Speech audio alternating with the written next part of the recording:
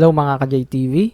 In this video lesson, we will discuss about fundamental theorem of proportionality. At the end of this video lesson, you are expected to define basic proportionality theorem and its converse, apply the fundamental theorem of proportionality to solve problems involving proportion, and show accuracy in solving problems involving proportion. Huwag kalimutan mag-subscribe para updated kayo sa mga i-upload kong mga video lessons. Pindutin din ang like button sa baba kung nakatulong itong video lesson sa'yo. So, let's begin. Basic Proportionality Theorem. So, this is Thales.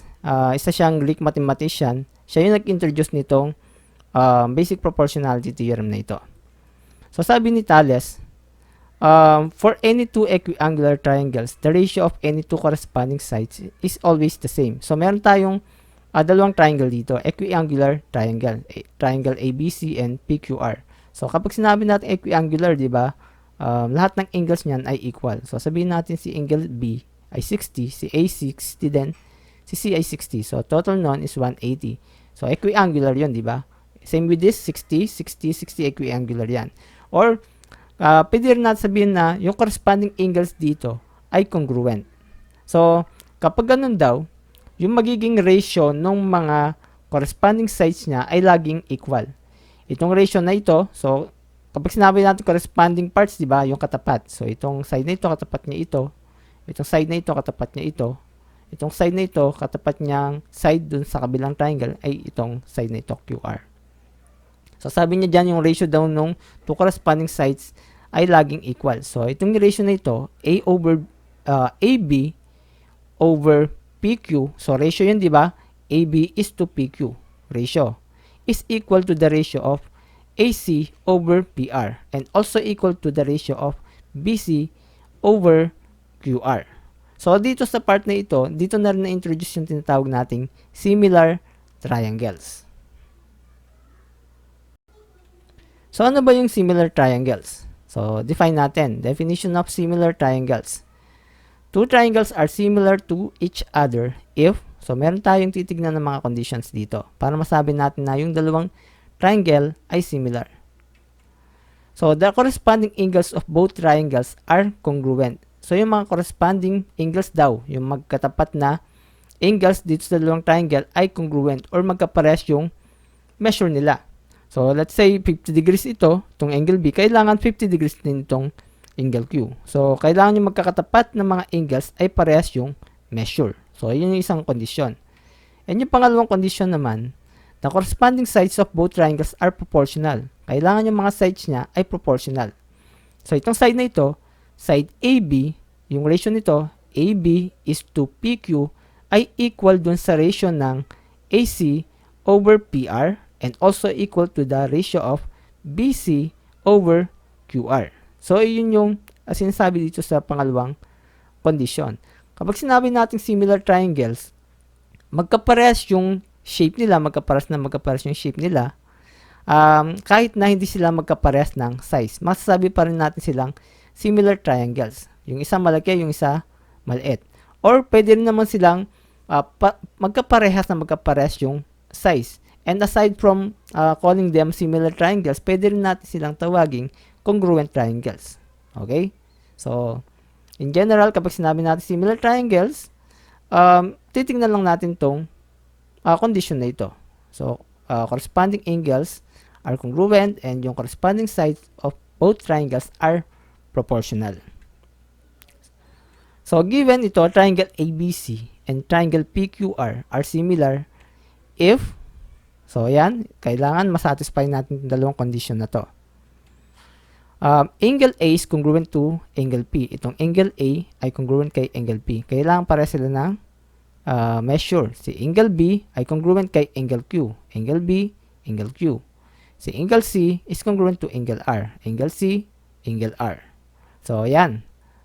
Nasatisfy natin yung unang condition.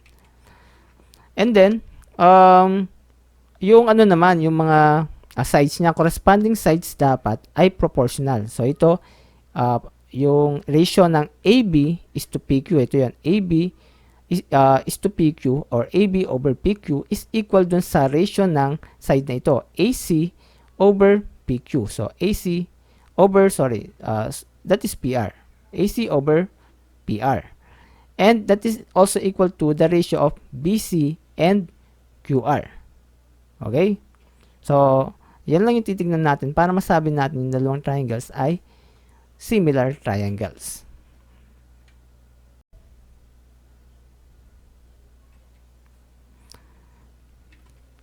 So, define natin ano yung basic proportionality theorem or BPT. So, sabi dyan, if a line drawn parallel to one side of a triangle and intersects the other two sides in distinct points, then it divides the sides into segments which are proportional to these sides. So, given itong triangle ABC, magdo-drawing tayo or gagawa tayo ng line dyan na mag-intersect dito sa side AB at side AC. And yung point of intersection niya, tatawagin natin itong point X and point Y. So, kapag daw itong dinrawing nating line dyan, ay parallel dito sa side BC, then yung mga makukuha nating segments dyan, itong AX at XB na ito, ay proportional daw dito sa mga sides natin. Itong AY, YC, proportional sila dito sa mga sides. Okay? So, yan yung gustong sabihin dito sa basic proportionality theorem. A line drawn parallel to one side of a triangle and intersects the other two sides. So, ito yung point of intersection. Tapos, meron tayong distinct points, which is point X and point Y. Then, it divides the sides into segments. Ayan, na-divide, diba? We have segment AX and segment XP, segment AY, and segment YC. Then, itong mga segments na ito ay proportional to these sides. So, marami tayong makukuha mga proportion dyan. Pwede natin yung i-apply yung properties of proportion.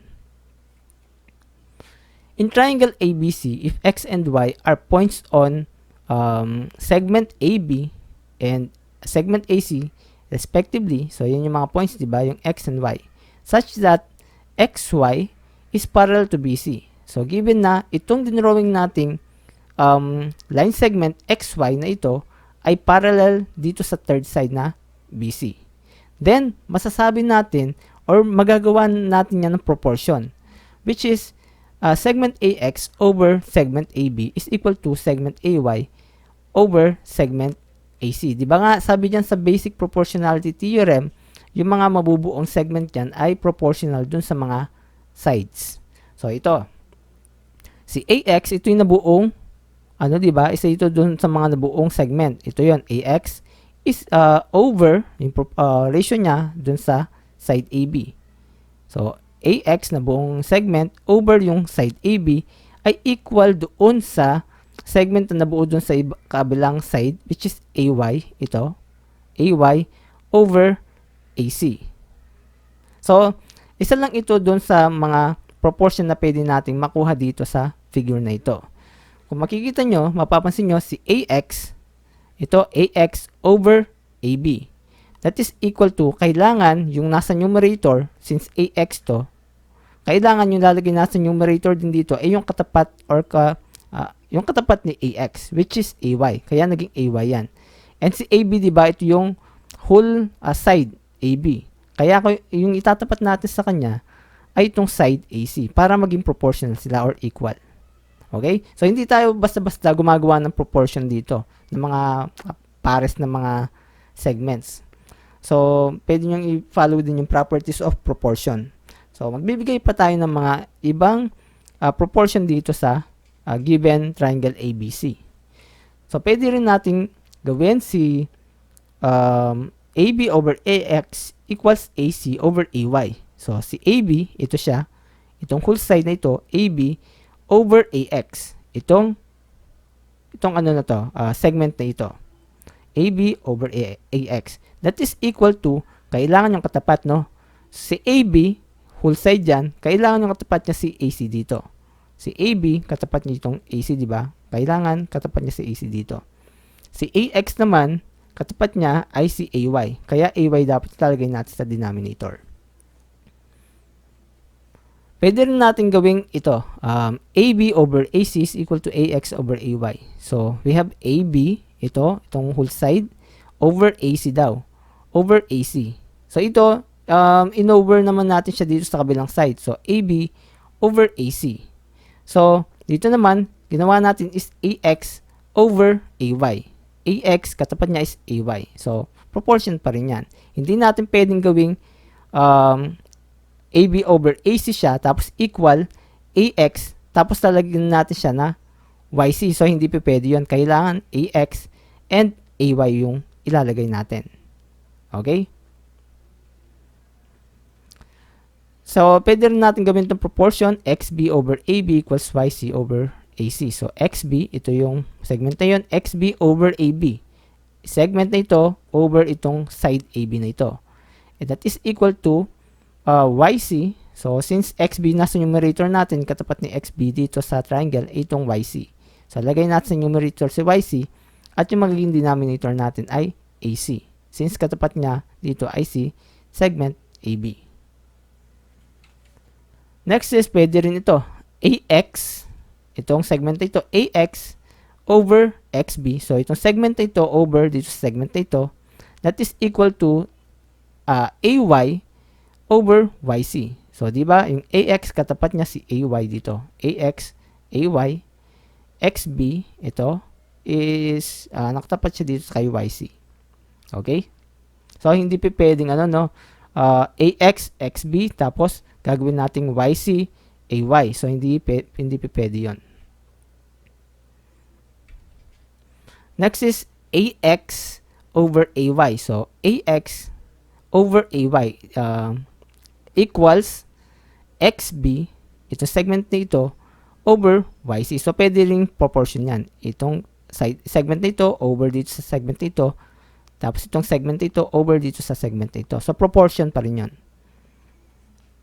Next is AB over AC. So, dito, ginawa naman natin ratio si AB at si AC. That is equal to XB at kailangan katapat niya or kapartner niya is itong YC. So, pwede ring proportion yan.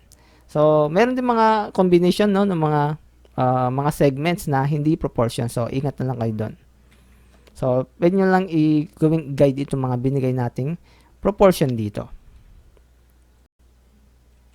So, magbigay pa tayo ng example. So, example, given triangle ABC with segment MN is parallel to AC. So, given dyan, no? Given dyan na itong segment na ito, MN, is parallel to AC. So, pwede natin i-apply ngayon dito yung basic proportionality theorem.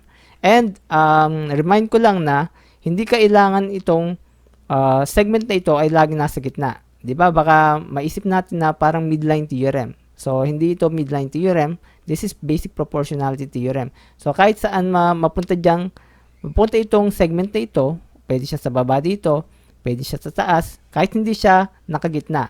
So, ma-apply pa rin natin itong basic proportionality theorem. Basta't given na itong segment na ito ay parallel siya dito sa side na ito na AC. Okay? So, example, given triangle ABC with segment MN parallel to AC. Formulate the possible proportions that can be derived given the triangle below following the basic proportionality theorem. So, again, gagayahin lang natin yung ginawa natin dun sa previous slide. So, gagawa tayo ng mga proportions dyan. So, dito, ginawa ko is A over M equals C over, ano kaya pwedeng ilagay natin dito na segment or side. So, itong M dito, ito yung kabuuang length nitong side na ito. So, parang BA din ito. Ito rin yung BA. So, pwede natin i-denote as M. Ito yung whole side. At itong whole side dito sa BC, pwede rin natin tawagin siyang K. Itong segment dito, ito yung segment A. Segment dito, ito yung segment B. Segment dito, segment C. Itong segment dito ay segment D. So, pwede rin natin tawagin yung mga segment na yan as itong mga small letters na ito. So, aside doon sa BM, segment BM, pwede rin natin siyang tawagin segment A na lang. So, dito, ginawa ko is A over M. So, itong segment nito over M, itong whole side na ito. Tapos, it is equal to C, itong segment na ito. So, ano kaya yung pwedeng ilagay natin dito sa denominator? So, ilalagay natin dyan, syempre yung katapat niya. So, katapat ng M dito ay yung K. So, kailangan lalagay natin dyan ay K para maging siyang proportion. And then, A over C is equal to blank over K. Ano kaya pwede natin ilagay dyan? So, given itong A over C, so, itong segment na ito, over dito sa segment na ito, is equal to blank tapos K siya dito. So, binigay ko dito yung whole side. Ano kaya pwede natin ilagay dito? So, katapat ni K dito, katapat ni K, di ba, yung M. Kaya ilalagay natin dito ay M para proportion sila. Then, B over M is equal to blank over K. So, ito, B, itong segment na ito, B over dito sa whole side, M, is equal to blank over K. So, ano kaya yung pwede nating ilagay dito? Alin ba yung katapat ni B? Di ba yung D? So, lalagay natin dyan ay D. So, proportion yan. Next is A over B equals C over blank. So, itong segment na ito, A over B is equal to C over ano kaya? So, A over B and C over ano? So, ilalagay natin is D, di ba? Kasi katapat nitong B dito ay yung D. So, A over B, C over D. Next is A over C equals blank over D. Ano kayang pwede nating ilagay dito? So, si A over C. So, A, tinapat ko siya dito. A over C. Then, nilagay ko naman dito sa kabilang ratio is blank over D. So, nasan ba si D? Ito siya, di ba? Ano kaya yung pwede nating ilagay sa numerator? So, pwede nating ilagay sa numerator is yung B para maging proportion. Okay? Next is B over D equals M over blank. So, we have B over D. Tapos, nilagay ko M. Ano kaya pwede natin ilagay dito sa denominator? So, yung pwede natin ilagay dyan, since whole side ito, lalagay natin si K. So, yan. So, proportion din yan. And, pwede rin natin palitan itong mga given segments na ito ng numbers. So, palitan natin numbers yan. And palitan din natin ng mga numbers itong mga proportions dito. Okay, so ayan, sinubstitute ko yung mga values ng A, B, C, D, M, K dito sa mga proportion. So makikita rin natin dyan na they are a proportion by cross multiplication. So kung cross multiply mo yan, dapat equal sila. Kapag hindi sila equal, then hindi sila proportion nun. Kumbaga, di ba? 4 times 9, that's 36, cross multiplication property. 4 times 9, that's 36, 6 times 6, that's 36.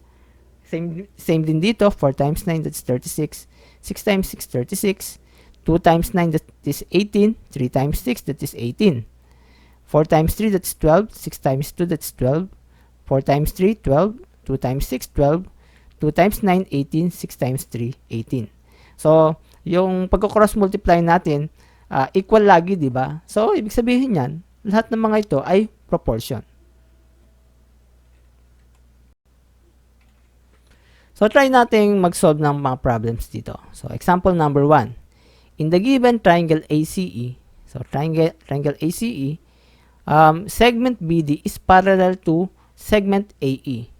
Then, find DE. So, binanggit niya dito, di ba, na itong segment dito, segment BD, ay parallel dito sa segment AE or side AE. So, therefore, pwede nating apply dito yung basic proportionality theorem. Kasi nabanggit naman na itong segment na ito ay parallel dito sa side na ito na AE. Then, ang pinapahanap is yung length ni DE. Itong segment na ito, DE. So, kung ano natin gagawin is, mag-set up tayo ng proportion. So, pwede kayong bahala kung anong proportion yung gusto nyong gamitin. Basta, maa-answer natin to masasagot natin yung pinapahanap. So, yung gagamitin kong proportion dito ay AB over BC equals ED over DC. So, marami tayong proportion na pwedeng i-set up dyan, di ba? So, yung gagamitin ko lang ito. AB over BC, AB over BC is equal to ED over DC. Okay? And then, sa-substitute lang natin yung mga given values. So, si AB ay 10 millimeters, si BC ay 15 millimeters, si ED, yan yung hinahanap natin, at si DC naman, segment DC ay 12 millimeters. And then, cross-multiply natin, makuha natin ay 15 ED, ito 15 times ED, 15 times ED, 10 times 12. Simplify lang natin, 10 times 12, that's 120. And para ma-isolate natin si ED sa left side, di-divide natin both sides of the equation by 15. So, makakancel na ito. And then, 120 divided by 15, that is 8. So, therefore, segment ED is equal to 8 millimeters. So, ED or DE, okay lang yan. Kahit magkabaligtad dyan, parehas lang sila. Example number 2. In triangle ABC, DE, segment D is parallel to BC. So, ayan no, nasabi na rin dito na itong segment na ito, DE, is parallel to BC. So, ma-apply natin dito yung basic proportionality theorem. Kung hindi nabanggit class na itong segment na ito, hindi siya nabanggit na parallel siya dito, then hindi natin pwedeng i-apply yung basic proportionality theorem dito. So, okay? So, since given, pwede natin apply. Then, given itong AD natin, which is 5 cm, segment BD is x plus 6 cm, segment AE is equal to 3 cm, and segment CE is equal to x plus 3 cm. Then, find AB. So, hanapin natin itong length nitong side AB na ito. So, again, mag-set up tayo ng proportion. So, gagamitin kong proportion dito ay yung proportion na AD over BD is equal to AE over EC or CE. And then, substitute lang natin yung mga given values. Si AD, diba? Given na 5 cm siya, kaya 5 ito.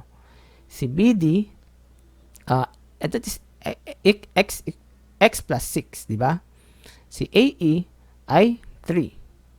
And si CE ay x plus 3. And then, cross-multiply natin. Makuha natin ay 5 times x plus 3 and 3 times x plus 6. And then, simplify natin. Distribute natin si 5 dito sa x plus 3. So, 5 times x, that is 5x. 5 times 3, that is 15. 3 times x, that is 3x. And 3 times 6, that is 18. And then, combine lang natin yung mga like terms. So, 5x, ito transpose natin sa left side, magiging negative 3x. Kaya 5x minus 3x, that is 2x. And ito naman, transpose natin si 15 sa right side, magiging siya negative 15. 18 minus 15, that is 3. And then we will divide both sides of the equation by 2 para ma-isolate si x sa left side. So, makakancel na to. So, yung answer natin dyan ay x equals 1.5. So, may value na yung x natin na 1.5. Ngayon, hanapin natin naman si AB. So, pwede natin gamitin itong equation na ito na AB is equal to the sum of AD and DB. Diba? Kapag pinagsama mo itong segment na ito, AD at itong BD, that is equal to AB. Okay? So, substitute natin yung mga values. Si AD ay 5 at si DB naman ay x plus 6. And nakuha na natin yung value ng x dito. Itong value ng x na nakuha natin dito, siya yung i-substitute natin dito sa x dito. So, makuha natin ay segment AB equals 5 plus 1.5 plus 6. So, add lang natin yan, 5 plus 1.5 plus 6, that is 12.5. So, yung segment AB natin dito is equal to 12.5 centimeters. Example number 3. In triangle PQR, if segment PT is equal to 3x plus 1 centimeters, TR is equal to 3x minus 1 centimeters, QS is equal to 5x minus 1 centimeters, and RS is equal to 4x plus 1 centimeters. Find the value of x. So, given na anong class, no, na itong TS ay parallel dito sa PQ. Okay? So, paano natin mahahanap yung value ng X? So, first, set up tayo ng proportion. So, gagamitin proportion ay PT over TR is equal to QS over SR. So, substitute ko lang yung mga given values dyan. So, PT is 3x plus 1, QS is 5x minus 1, TR is 3x minus 1, SR is 4x plus 1. Again, no, kahit magkabaligtad dito, SR or RS, pares lang yon. TR or RT, pares lang yon. PT or TP, pares lang yon. QS or SQ, pares lang yon. Okay? And then, cross-multiply natin yan. Makuha natin ay quantity 3x plus 1 times 4x plus 1 equals quantity 3x minus 1 times quantity 5x minus 1. And, para ma-simplify ito, apply natin yung FOIL method. So, 3x times 4x, diba? That is 12x square. 3x times 1, that is 3x. 4x times 1, that is 4x. So, 3x plus 4x, that is 7x. 1 times 1, that is 1. So, yun, apply nyo lang yung FOIL method dito. Makuha natin ay 15x square minus 8x plus 1. And then, transpose natin lahat ng may mga variables sa left side at yung mga constant sa right side. So, nilipat ko si 15x square, naging negative 15x square dito sa left side. Si negative 8x, nilipat ko sa left side, naging positive 8x. Itong 1 dito, nilipat ko sa right side, naging negative 1. And then, simplify lang natin, combine natin yung mga like terms. So, 12 minus 15, that is negative 3. 7 plus 8, that is 15. And 1 minus 1, that is 0.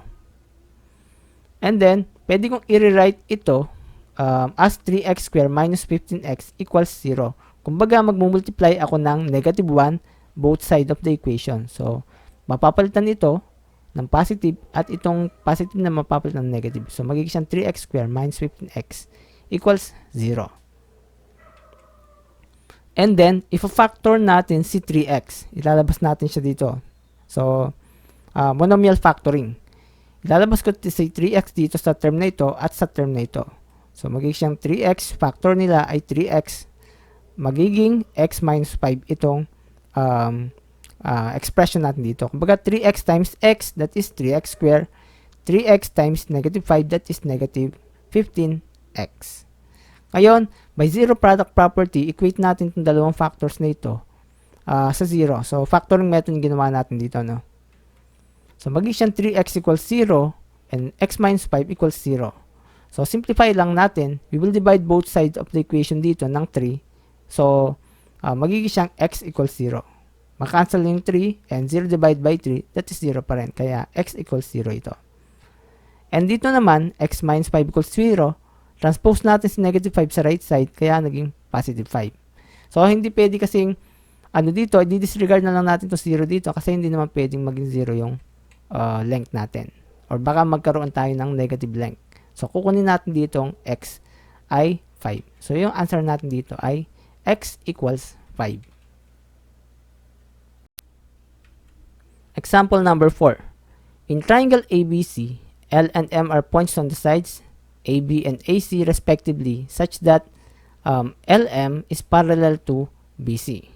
So, apply natin yung theorem dito. So, if AL over LB is equal to 3 over 5 and AC is equal to 12 centimeters, find AM. So, hanapin natin itong segment na ito. Okay? And then, set up natin proportion natin. Gagamitin yung proportion ay AL over LB equals AM over MC. Substitute lang natin yung mga given values mamaya dyan. So, gagawin ko, we let AM is equal to X. Ito. Sasabihin ko na X ito. So, yan yung hinahanap kasi natin, di ba? And si MC ay equal to 12 minus X. MC ay equal to 12 minus X. Ito kasing AC natin, di ba? Yung measure niya ay 12 centimeters. So, para makuha si MC, gagawin natin ay 12 minus X. 12 minus itong length ni AM. So, makuha natin yung length ni MC. So, substitute natin yan dito sa sinet up nating proportion. So, si AL, di ba? At over LB, that's 3 over 5. So, given siya dito. And that is equal to si AM ay X. At si MC naman ay 12 minus X. Kaya 12 minus X yung nilagay natin dyan.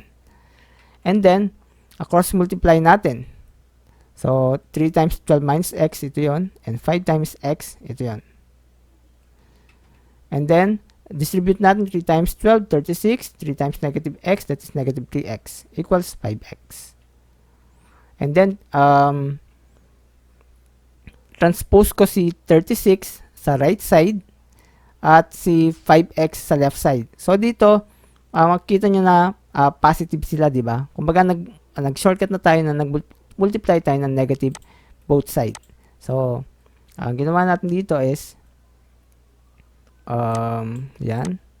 So, negative 3x yan. Minus 5x kung lilipat natin si 5x sa left side. At si negative 36, si 36 naman sa right side, magiging negative 36.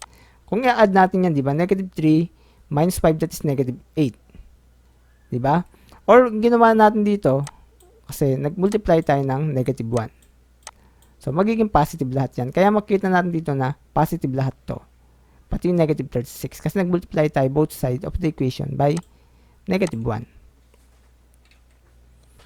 So, simplify lang natin 5 plus 3, that is 8x, equals 36. We'll divide both sides of the equation by 8. So, we have x equals 36 over 8 or 9 over 2 centimeters. So, nilowest term natin, no? So, therefore, yung length ni AM ngayon, di ba, si x, siya yung inassign natin for length for AM. Kaya itong x na ito na yung length ni AM. Si x at AM parehas lang, di ba? Inassign lang natin na value kay AM ay x. So, AM is equal to 9 over 2 centimeters.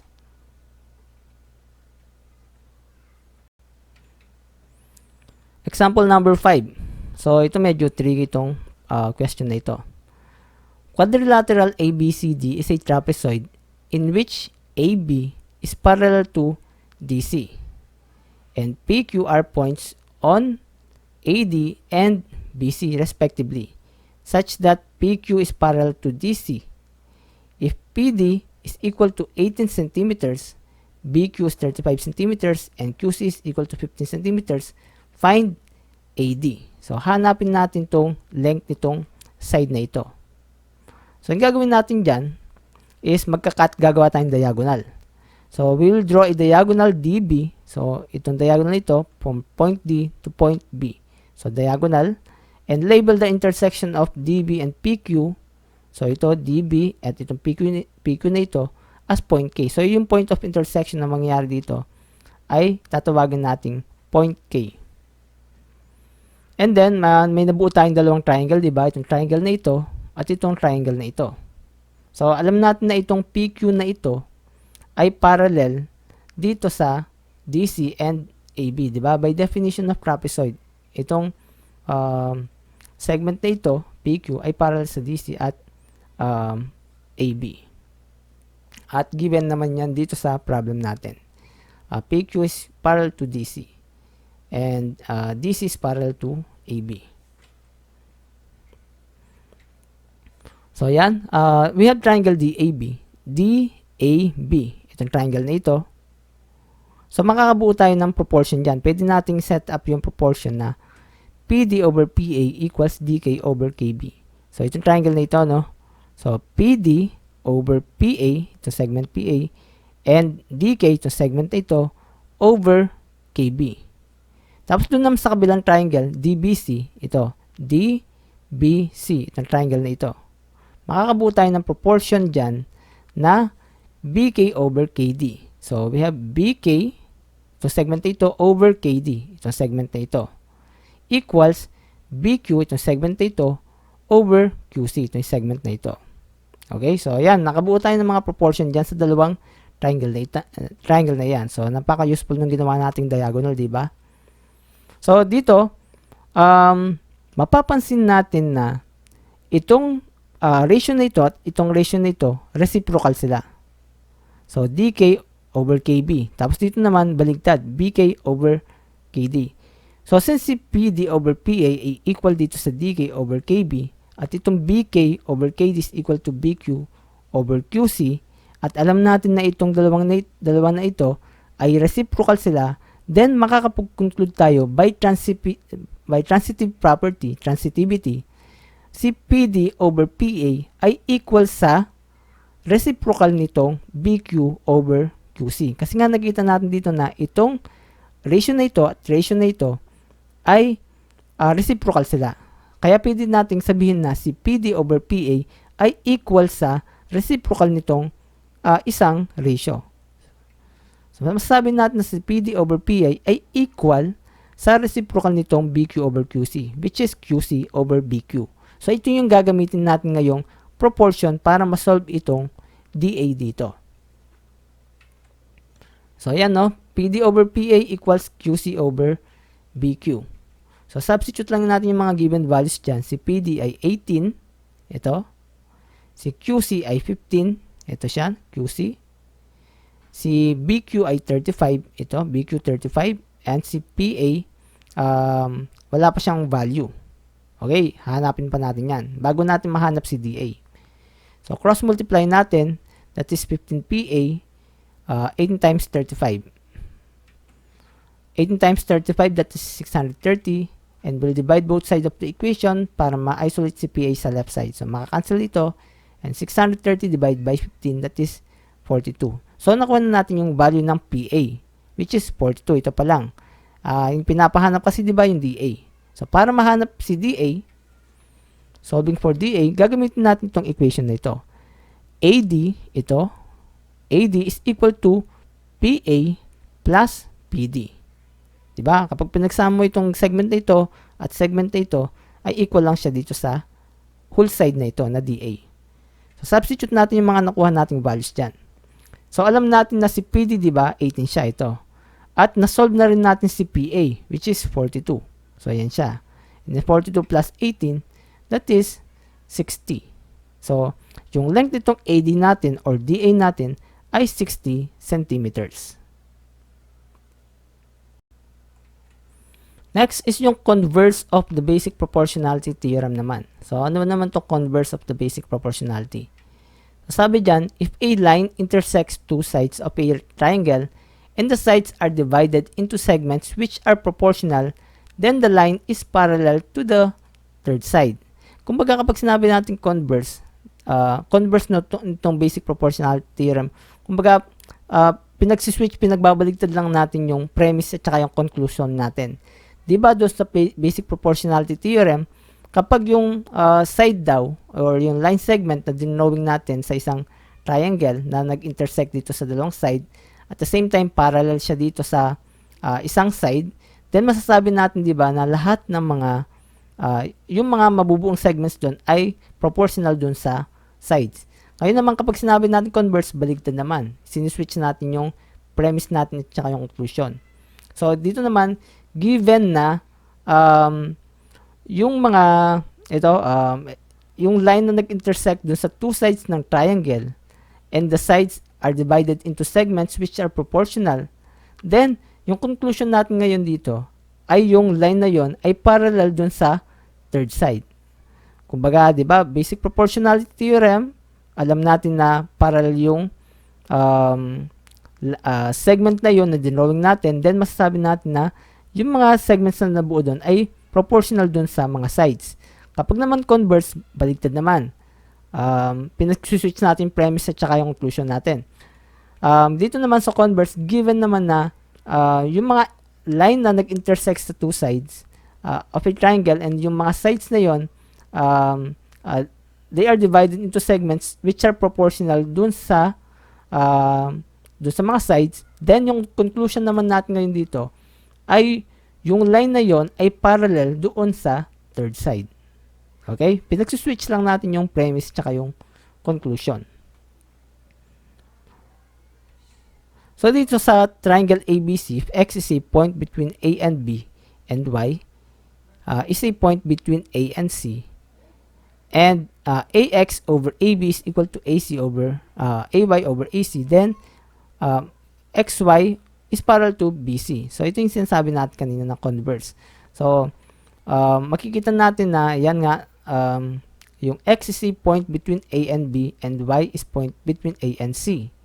And yung mga nabuong segment doon daw ay proportional dun sa sides. Then yung conclusion natin dito ay yung line segment na yun ay parallel dun sa third side, which is side BC. So, example number 6. In triangle WXY, is segment LP parallel to XY? So, ito daw segment na ito. Parallel ba siya dito sa XY? So, yan, sasagutin natin yan, no? So, gagamitin natin yung proportion na ito. So, si LP ba ay parallel kay XY? So, gagamitin natin itong proportion na ito. So, given itong mga lengths ng mga segments. So, WL over WY equals WP over WX. So, another ano to, no? So, maraming proportion na pwede nating apply dyan. So, gagawin natin is, substitute lang natin yung mga given values. Si WL ay 18, yan. At si WY is 24. Si WY kasi ito yung whole length nitong side na ito. So, kumbaga 18 plus 6, that is 24. Si WP ay 24 dito. At si WX naman ay 32. So, 24 plus 8, that is 32. And then, cross-multiply lang natin yan. Or, pwede rin nating i-lowest term na lang. Since si 18 at si 24 divisible by 6. So, 18 divided by 6, that is 3. 24 divided by 6, that is 4. And 24 divided by 8, that is 3. And 32 divided by 8, that is 4. So, makikita natin dito na equal sila, di ba? So, kapag equal yung nakuha natin, they are proportional, then, masasabi na natin na itong LP ay parallel kay XY. Since the ratios form a proportion, nag-proportion yan, equal sila, di ba? Then, we can say that LP is parallel to XY. So, ito yung tinatawag nating converse. Di ba? Baligtad naman ngayon. Ay pinapakita natin na kung yung line segment ba yun ay parallel dun sa third side. Yung kanina kasi, pinapakita natin na magiging proportion ba yung mga nabuong segments. Example number 7. In triangle LMR, ONPR points on the sides LM and LR, respectively. Given LM is equal to 12 centimeters, LO is equal to 8 centimeters, LP is equal to 12 centimeters, and LR equals 18 centimeters.